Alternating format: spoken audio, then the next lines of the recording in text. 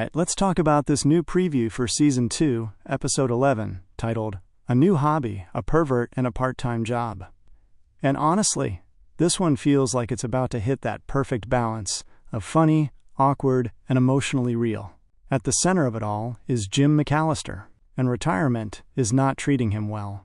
Since Jim sold the tire shop to Georgie and Ruben, he's officially off the clock. No more early mornings.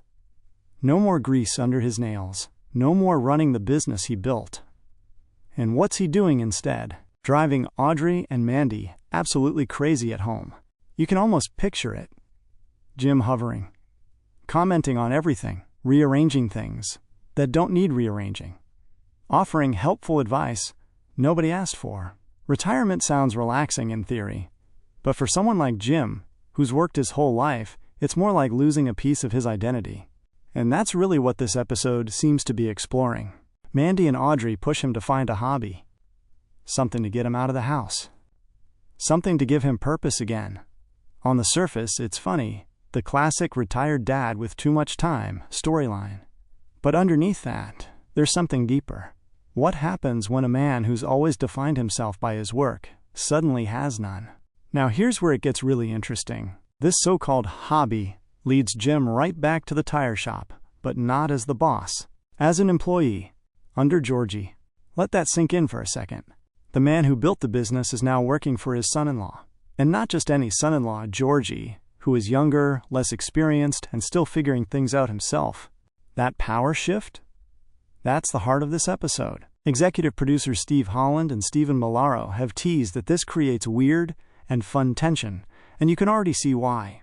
Georgie now has to manage his father-in-law, a man who probably knows the shop better than anyone. How do you tell someone like Jim what to do? How do you correct him? How do you discipline him if needed? And on Jim's side, how does he take orders in the very place he used to run? It's awkward. It's layered. And it's classic sitcom gold. But it's also emotional, because this isn't just about workplace comedy. It's about pride. It's about aging. It's about generational change. Georgie stepping into leadership. Jim learning how to let go.